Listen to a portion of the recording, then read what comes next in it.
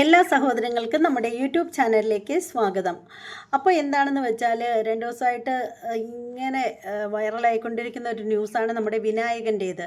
വിനായകൻ ഇങ്ങനെ തന്നെയാണ്, ഇടയ്ക്കിടയ്ക്ക് പുള്ളിക്കാരൻ എയറിൽ കയറാറുണ്ട്. അതുപോലെ കുറച്ച് എയറിൽ കയറി ഇങ്ങനെ നീന്തി തുടിച്ചതിന് ശേഷം കുറേ കഴിയുമ്പോൾ പുള്ളിക്കാരൻ അതേപടി താഴേക്ക് ഇറങ്ങി വരാറുമുണ്ട്. എന്നാൽ ഒന്നുകൊണ്ടും പുള്ളിക്കാരൻ പഠിക്കില്ല. എത്രയൊക്കെ കിട്ടിയാലും പുള്ളിക്കാരൻ കിട്ടുന്നതെല്ലാം മേടിച്ച് വെച്ചോളും, പക്ഷെ പഠിക്കില്ല. അതാണ് നമ്മുടെ വിനായകൻ്റെ ഒരു പ്രശ്നം എന്ന് പറയുന്നത്. ഇപ്പോൾ ദേ വീണ്ടും നമ്മുടെ വിനായകൻ എയറിൽ കയറിയിരിക്കുകയാണ്. പുള്ളിക്കാരൻ്റെ ഫ്ലാറ്റിനോട് ചേർന്നുള്ള ഫ്ലാറ്റ്, അതായത് പുള്ളിയുടെ താമസിക്കുന്ന ഫ്ലാറ്റിനോട് ചേർന്നുള്ള ഫ്ലാറ്റുകാർക്ക് ആകെ പുള്ളിക്കാരനെ കൊണ്ട് പൊറുതി മുട്ടിയിരിക്കുകയാണ്. കാര്യം എന്താണെന്ന് വെച്ചാൽ വേറൊന്നുമല്ല, എപ്പോഴുമുള്ള ഈ തെറിവിളിയും അതുപോലെ തുണി പറിച്ച് കാട്ടലും. ശരിക്കും വിനായകൻ നമ്മുടെ എന്താണ് ലാലേട്ടനെ അനുകരിക്കാൻ ശ്രമിക്കുന്നതാണോ? നമ്മുടെ ലാലേട്ടൻ്റെ തുണി പറിച്ചടിയുണ്ടല്ലോ, അതാട്ടോ.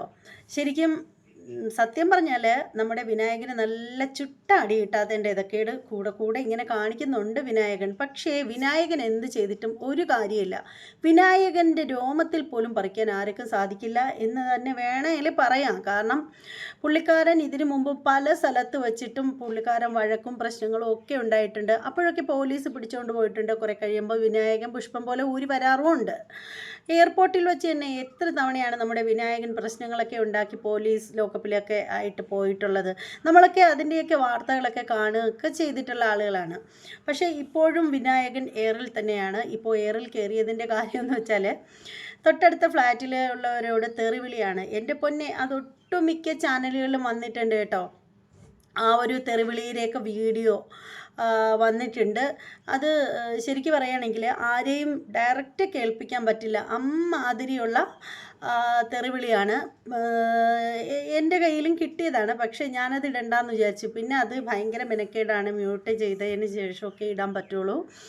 അപ്പോൾ അതുകൊണ്ട് വിചാരിച്ചു എന്തായാലും നമുക്ക് കാര്യത്തിലേക്ക് വന്നാൽ മാത്രം മതിയല്ലോ, നമുക്ക് സംസാരിച്ചാൽ മതിയല്ലോ, കാര്യം പറഞ്ഞാൽ മനസ്സിലാവുമല്ലോ.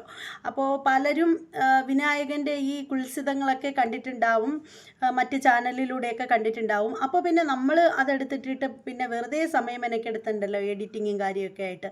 അതുകൊണ്ട് തന്നെ ഞാനത് വേണ്ടാന്ന് വെച്ചു. എന്ത് തന്നെയാണെങ്കിലും വിനായകന് ഇങ്ങനെ കയറൂരി വിട്ടിരിക്കുന്നത് എന്തിനാണെന്ന് എത്ര ചിന്തിച്ചിട്ട് മനസ്സിലാവുന്നില്ല. വിനായകനെ ഇനിയെങ്കിലും നിലയ്ക്ക് നിർത്തണം. പക്ഷേ വിനായകൻ ഇപ്പോൾ മാപ്പൊക്കെ പറഞ്ഞതായിട്ടാണ് അറിയപ്പെടുന്നത്. നെഗറ്റീവ് എനർജികളോടൊക്കെ, അതായത് പുള്ളിക്കാരൻ നെഗറ്റീവായിട്ട് ചെയ്തിട്ടുള്ള പ്രവൃത്തിക്കൊക്കെ മാപ്പ് ചോദിച്ചു എന്നൊക്കെയാണ് അറിയാൻ സാധിച്ചിരിക്കുന്നത്. എന്തായാലും വിനായകനല്ല ആൾ, ആ ഒരു മാപ്പ് എത്ര നാൾ വരെ തുടർന്ന് പോവും എന്നൊക്കെ നമുക്ക് പതിയെ കണ്ടറിയാം. എന്തായാലും വളരെ മോശമായിപ്പോയി. സാധാരണപ്പെട്ട ഒരാളാണെങ്കിൽ പോലും ഈ കാണിക്കുന്നതൊക്കെ വളരെ മോശമാണ്. ശരിക്കും പറയുകയാണെങ്കിൽ വിനായകന് ഇങ്ങനെ ഒരു ചെറിയ ഒരു ശിക്ഷ പോലും കൊടുക്കാതെ പുള്ളിക്കാരനെ എപ്പോഴും ഇങ്ങനെ പാർട്ടിയുടെ സപ്പോർട്ടിൽ ഇങ്ങനെ ഇറങ്ങി പോകുന്നത് കൊണ്ട്, അല്ലെങ്കിൽ ഇറക്കി വിടുന്നത് കൊണ്ടാണ് വിനായകന് ഒട്ടും ആരെയും കൂസാത്തത്. പക്ഷേ സിനിമയിൽ വരുന്നതിന് മുമ്പും വിനായകന് ഒരു നെഗറ്റീവ് ബാക്ക്ഗ്രൗണ്ട് ഉണ്ടെന്നൊക്കെയാണ് അറിയാൻ സാധിക്കുന്നത്.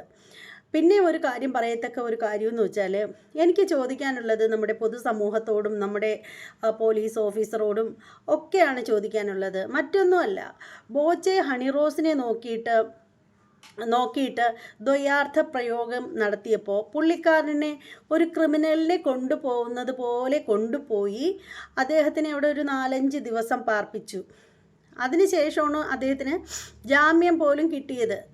അയാൾ കാണിച്ചത് തെറ്റ് തന്നെയാണ്, അതൊരിക്കലും ശരിയാണെന്നൊന്നും നമ്മൾ ന്യായീകരിക്കുന്നില്ല. പക്ഷേ അപ്പോഴും ചോദിക്കേണ്ട ഒരു കാര്യമാണ്, ഈ തുണി പറിച്ച് കാണിക്കുകയും അസഭ്യവർഷം വിളിക്കുകയും ചെയ്യുന്ന ഈ വിനായകനെ മാത്രം ഒറ്റ ദിവസം പോലും പോലീസ് കസ്റ്റഡിയിൽ വെക്കാൻ പോലും പറ്റില്ലേ? അങ്ങേരെ ഒറ്റ ദിവസം പോലും ജയിലിലടയ്ക്കുന്നത് പോയിട്ട് സാധാ പോലീസ് സ്റ്റേഷനുള്ളിൽ ഇട്ടേക്കാൻ പോലും പറ്റില്ലേ? എൻ്റെ ഡൗട്ടാണ് കേട്ടോ. നിങ്ങളുടെയൊക്കെ അഭിപ്രായം ഈ ഒരു വിഷയത്തിൽ എന്താണെന്ന് വെച്ചാൽ കമൻറ്റ് ചെയ്തേക്കണം കേട്ടോ.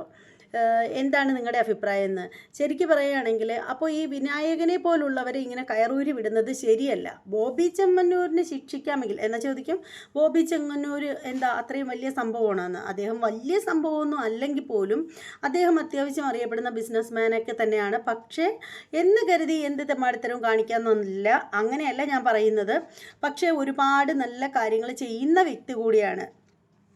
പാവങ്ങൾക്ക് വേണ്ടിയിട്ട് എന്തെങ്കിലുമൊക്കെ ചെയ്യാനുള്ളൊരു മനസ്സ് ഉള്ളൊരു വ്യക്തിയാണ്. അത് അദ്ദേഹത്തിൻ്റെ ബിസിനസ്സിൻ്റെ ഭാഗമാകട്ടെ എന്തിൻ്റെ ഭാഗമായാലും എങ്ങനെയാണെങ്കിലും അയാൾ കഴിക്കുന്നുണ്ടെങ്കിൽ അയാൾ മറ്റൊരാളെ തീറ്റിക്കുകയും കൂടി ചെയ്യുന്നുണ്ട്. പക്ഷേ ഈ പറയുന്ന വിനായകൻ ഇപ്പോൾ മാപ്പൊക്കെ പറഞ്ഞത് ഒരുപക്ഷെ താൽക്കാലികമായിട്ട് രക്ഷപ്പെടാൻ വേണ്ടിയിട്ടായിരിക്കാം. പക്ഷേ ഈ ഒരു മാപ്പിൻ്റെ ആ ഒരു ഗ്യാരണ്ടി എത്ര നാൾ വരെ ഉണ്ടാവും എന്നൊക്കെ കണ്ടറിയാം. എന്തായാലും വിനായകന് കൂടി ഇങ്ങനെയൊക്കെയുള്ള തെമ്മാടിത്തരങ്ങൾ കാണിക്കുമ്പോൾ ഒരു ചെറിയ ശിക്ഷയെങ്കിലും കൊടുക്കാമായിരുന്നു എന്നാണ് എനിക്ക് പറയാനുള്ളത്. പിന്നെ വിനായകനോട് പറയാനുള്ളത്, ഇത്രയും പൈസയൊക്കെ ഉണ്ടായിട്ടും താങ്കൾക്ക് ഫുട്പാത്തിൽ വേണമെങ്കിൽ 40 രൂപ കൊടുത്താലും 30 രൂപ തൊട്ട് കിട്ടും. അതൊരെണ്ണമെങ്കിലും യൂസ് ചെയ്തതിന് ശേഷം പബ്ലിക്കായിട്ടൊക്കെ വന്ന് നിന്ന് ഇങ്ങനെ കാണിക്കാമായിരുന്നു. ലാലേട്ടൻ്റെ തുണി പറിച്ചടി ഉണ്ടല്ലോ, അതാ ഉദ്ദേശിച്ചത്. വളരെ മോശമായിപ്പോയി വിനായകൻ. അതാണ് ഈ ഒരു അവസരത്തിൽ പറയാനുള്ളത്. എന്തായാലും വിനായകൻ വളരെ വൈറലായിട്ടുണ്ട്. വിനായകൻ്റെ ടവൽ ഡാൻസൊക്കെ വളരെ വൈറലായിട്ടുണ്ട്. ആ ഒരു ടവൽ ഡാൻസാണിപ്പോൾ എല്ലാ ചാനലുകളിലും, നമ്മുടെ റിയാക്ഷൻ ചാനലുകളിൽ മാത്രമല്ല TV ന്യൂസുകളിലും നമ്മുടെ വിനായകൻ്റെ ടവൽ ഡാൻസ് ശ്രദ്ധേയമായിരിക്കുകയാണ്. എന്തായാലും ഇത്രയും മനോഹരമായ ഒരു ടവൽ ഡാൻസ് കളിച്ച വിനായകനെ നല്ല 2 അടി കൊടുത്തു വേണമായിരുന്നു, ചന്തിക്ക് 2 പത്തൽ വെട്ടി 2 കൊടുത്തു വേണമായിരുന്നു പ്രശംസിക്കേണ്ടിയിരുന്നത് എന്നാണ് എനിക്ക് പറയാനുള്ളത്. എന്ത് തന്നെയാണെങ്കിലും വളരെ മോശമായിപ്പോയി. ഒന്നുമില്ലെങ്കിലും നിങ്ങൾ അത്യാവശ്യം നന്നായിട്ട് ആക്ട് ചെയ്യുന്നൊരു നടനല്ലേ, രജനീകാന്തിനൊപ്പമൊക്കെ അഭിനയിച്ചിട്ടുള്ള ആളല്ലേ. താങ്കളുടെ സ്വഭാവം എത്ര മോശമാണെങ്കിൽ പോലും വളരെ നന്നായിട്ട് ഏതൊരു കഥാപാത്രത്തെ കൊടുത്താലും അതിനെ ജീവൻ വെപ്പിക്കുന്ന, അതായത് അത് റിയലായിട്ട് നമുക്കതൊരു അഭിനയമാണെന്ന് തോന്നത്തേ ഇല്ല. അത്രയും നന്നായിട്ട് കൈകാര്യം ചെയ്യാൻ കഴിവുള്ളൊരു വ്യക്തിയാണ് വിനായകൻ. എന്നിട്ടും വിനായകൻ ഇത്രയും താഴേക്ക് പോകുന്നത് കഷ്ടം തന്നെയാണ്. അത് ശരിക്കും വിനായകന് സമൂഹത്തിലുള്ള ആരെയും ഭയമില്ലാത്തത് കൊണ്ടാണ് വിനായകൻ ഇത്രയും താഴേക്ക് പോകുന്നത്. ഒരു കുഞ്ഞു പണിഷ്മെൻറ്റ് വിനായകന് കിട്ടുകയാണെങ്കിൽ പിന്നീട് വിനായകൻ ഇങ്ങനെയൊന്നും ചെയ്യാൻ തോന്നില്ല എന്നാണ് എനിക്ക് ഈ ഒരു അവസരത്തിൽ പറയാനുള്ളത്. എന്ത് തന്നെയാണെങ്കിലും ഇനിയെങ്കിലും വിനായകൻ്റെ തലയിൽ ഇത്തിരി ബുദ്ധി ഉദിക്കട്ടെ. ഇങ്ങനെയൊക്കെ കാണിക്കുമ്പോഴത്തേക്ക് അത് വളരെ മോശമാണെന്നുള്ളൊരു ബോധവും തിരിച്ചറിവും എങ്കിലും ഉണ്ടാവട്ടെ. ഒന്നുമില്ലെങ്കിലും താങ്കളൊരു സെലിബ്രിറ്റി ആണെന്നുള്ളൊരു ഓർമ്മ എപ്പോഴും ഉണ്ടാവട്ടെ എന്നാണ് എനിക്ക് ഈ ഒരു അവസരത്തിൽ പറയാനുള്ളത്. എന്തായാലും നേരത്തെ പറഞ്ഞ പോലെ തന്നെ നിങ്ങളുടെ അഭിപ്രായങ്ങളൊക്കെ കമൻറ്റ് ചെയ്തേക്കൂ. നമ്മുടെ ചാനൽ ഇതുവരെ കാണാതെയുള്ള സഹോദരങ്ങളൊക്കെ ഉണ്ടെങ്കിൽ നമ്മുടെ ചാനൽ സബ് ചെയ്യാത്തവരുണ്ടെങ്കിൽ ഒന്ന് സബ് ചെയ്തോളൂ. അതോടൊപ്പം ബെല്ലൈക്കൻ കൂടി അമർത്താനും മറക്കരുത്. ഇനി നല്ലൊരു വീഡിയോ ആയിട്ട് വരാം. അതുവരെ എല്ലാവർക്കും ബൈ.